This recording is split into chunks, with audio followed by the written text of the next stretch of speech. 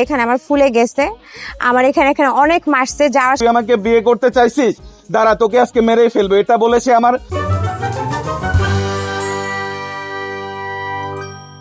এখানে আমার ফুলে গেছে, আমার এখানে অনেক মারছে। যারা তুই আমাকে বিয়ে করতে চাইছিস, দাঁড়া তোকে আজকে মেরেই ফেলবো, এটা বলেছে আমার। অলরেডি পুরুষাঙ্গেও লাথি মারছে, 3-4টা লাথি মারছে। আর আমার চুল বড়, চুল এমন ভাবে ধরছে যে আমি পুলিশের সামনে এখন উঠতে পুলিশ তো পারতেছিলাম না। ছেলে আপনাদের পুলিশ কাছে তো আমরা ধরতে ভিডিও পারে না। ফুটেজ কালকে দিয়ে দিব, কারণ আমরা দেখলাম সোশ্যাল মিডিয়াতে, মানে মধ্যরাতে আপনাদের একটি সোশ্যাল মিডিয়াতে একটি লাইভ ছড়িয়ে গেছে, সেখানে আপনাদের মারামারি দেখলাম, যে আপনিও আহত হচ্ছেন এবং সেও দাবি করছেন, মামুনও দাবি করছে আহত হয়েছে। আসলে বিষয়টা কি একটু যদি বলেন। আচ্ছা, আমি আমাদের এক বড় ভাই আমাদের আবার মিউচুয়াল করা দেওয়ার চেষ্টা করে। এখন যেহেতু সংসার এটা, সো আমি আরেকবার ওকে সুযোগ দেওয়ার জন্য চেষ্টা করেছিলাম। ওর বাসায় আমি গিয়েছি, আমাকে নিয়ে গিয়েছে। নিয়ে যাওয়ার পরে 5-6 দিন আগে ও আমাকে আবার মেরেছে। দেখতে পারতেছেন আমার চোখ, এটা পুরো নীল, আবার সেম জায়গায় এরকম নীল ছিল। 5-6 দিন আগে আবার এইভাবে মেরে ওর বাসায় আমি থাকি 4-5 দিন। ওর ধারণা যে আমি মেডিকেল রিপোর্ট নিয়ে আমি মামলা করবো, এই জন্য আবার সেম ভাবে আগের মতোই আমাকে আর বাসায় যেতে দেওয়া হয়নি। 4-5 দিন আমি ওর বাসায় ছিলাম, আমি এটাও ভুলে গেছিলাম। আজকে আমি আমার আব্বু আম্মুর কাছে গেছি, বলে যে মার বুদ্ধি নিতে গেছোস, বাসায় কেন গেছোস, এটা বলে আমাকে বলতেছে তুই আমাকে সোশ্যাল মিডিয়াতে অপমান করছোস, আমার সবকিছু বলে দিছোস, আমি এখন সুইসাইড করে তোকে ফাঁসাবো, তোকে হচ্ছে আসামি করার জন্য ফাঁসাবো, তোকে ভালোবেসে না, জেদ করে তোর নামে মামলা করার জন্য তোকে ফাঁসাবো। কারণ আমার তো অ্যাকচুয়ালি কোনো রং নাই, আমি তোর সাথে কোনো রং করি না, আমার নামে মামলাটা করবে কি মামলা? এখন বলতেছে তোর নামে যেহেতু মামলা আমি করতে পারতেছি না, তোকে জেদ করে তোকে ফাঁসানোর জন্য আমি এখন মরবো, তোকে ভালোবেসে আমি মরবো না।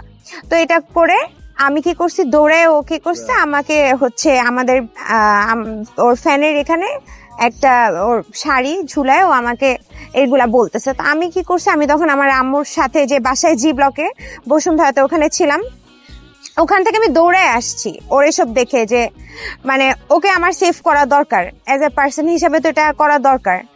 তো আমি দৌড়ে আসছি, আসার পরে ওর বাবা মার সামনে আমাকে যা তা আপনারা এখানে দেখবেন, এই যে সাথে সাথে আমাকে বলতেছে যে তুই আমাকে সোশ্যাল মিডিয়ায় সবার সামনে বলছিস কেন এগুলা কথা, এগুলা বলে আমাকে যা তা মারতেছে। ওর বাপ মা ফিরেতে গেছে, ওর বাপ মাকে অ্যাটাক করছে। তারপর আমি কোনো মতে আমার আম্মুকে ফোন দিয়ে বলছি যে আমাকে এখান থেকে কোনো মতে নিয়ে যাও। হ্যাঁ, তারপর আমার আম্মু 999 ফোন দিয়ে পুলিশকে নিয়ে আমাকে সেভ করছে। ভাই আজকেও আমাকে অনেক বাজেভাবে আমাকে মেরে ফেলার জন্য বারবার আমাকে গলায় প্রেস করে আমাকে বলতেছে তোকে আমি খুন করবো।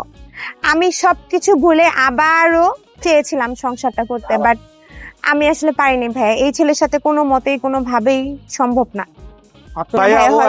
বলতে পারবে না। এখন আমি বলি, আমি আগেও বলেছি যে মামুন ড্রাগ অ্যাডিক্টেড একটা ছেলে, ও ড্রাগ নিয়ে তার ওয়াইফকে জাস্ট ম্যানিপুলেশন করছে। এই মেয়েটা আমাকে 7 দিন আগে বলছে যে ভাইয়া আমি সংসার করতে চাই।